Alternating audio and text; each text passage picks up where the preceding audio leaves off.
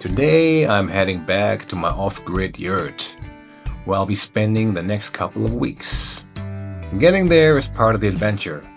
On my way to the Yurt. The roads are a catastrophe. Right now, I can ride my e-bike and my van all the way in, crossing a couple of small rivers and following dusty dirt roads through the countryside. But in winter, after heavy rains, those river crossings can become impassable. Then the vehicles stay behind, the shoes come off, and it's time to wade through the waters and walk the rest of the way. Home sweet home. The yurt itself is pretty special. 9 meters in diameter, core floors, a huge, comfortable bed, a gas stove for cooking, and a wood stove for those cold winter nights. Very comfy bed. Mosquito net comes in handy because right now, seasonally, there are a lot of bugs flying around. They struggle to walk on the wooden floor, so I just give them my hand. I'm in southern Portugal. It can get really hot in here. The last couple of days have been really warm, and if you open the windows, I have 2 of them, and the door, you get a nice light breeze. And up there's also a window which you can open slightly, which definitely helps with the temperature. And you can also see the night sky and the moon from your bed.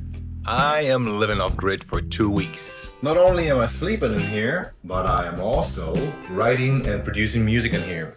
I brought my home recording studio from Berlin, set it up here, and it's run entirely by solar energy. And I already recorded 2 songs here, which I wrote last week.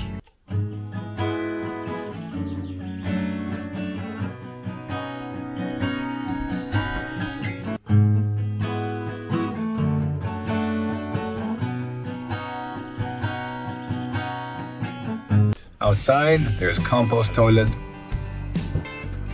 One for the poop, one for the pee. They even have a laundromat, another sink, And an outdoor shower heated by gas.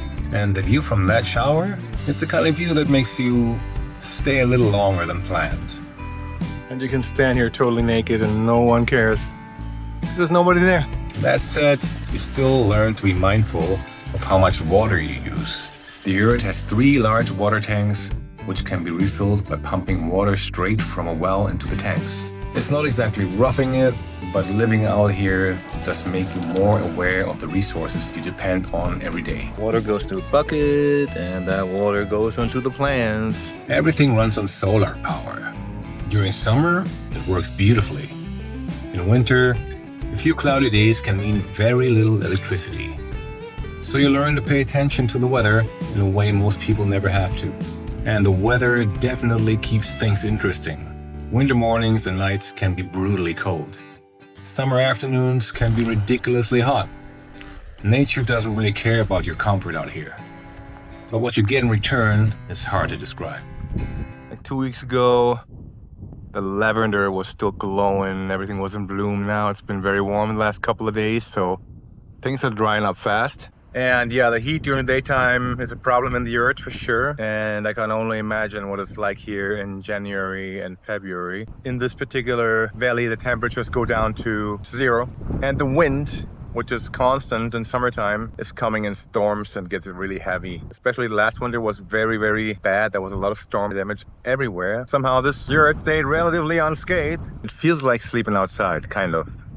Except you don't get wet. But the temperatures are definitely penetrating through the fabric. I have a wood stove, which I tried the first couple of days here. It works, but I don't see it being very relevant when it comes to temperatures below 5 degrees. My vehicles, sometimes I'll take the bike and leave the car out by the street because the road is pretty hardcore. No phone service, no internet, no notifications. Just the wind moving through the trees, birds singing, and a kind of silence that feels almost alive. The funny thing is that it feels completely remote, yet within 10 minutes I can be back in a small town with cafes, restaurants, and beautiful beaches. Of course, it's not all paradise. There are bugs, plenty of bugs. And there are moments when you miss the convenience of modern life. You get lonely.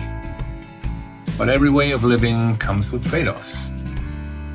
The thing that's really priceless is the peace, All you hear is the wind noise, caressing the leaves of the trees and bird sound. All kinds of interesting animals here. And that's it. Nothing else. There's no people. There's no cars. There's no airplanes. So yeah, that definitely resets the nervous system. And waking up here is beautiful. The sleep is so peaceful. Even though, the movement of the yurt sometimes with the wind gusts can be a bit annoying in the beginning, but somehow I find it easier to adapt to nature sounds. Maybe that's just a story in my head, but after all, we're animals and we're part of nature.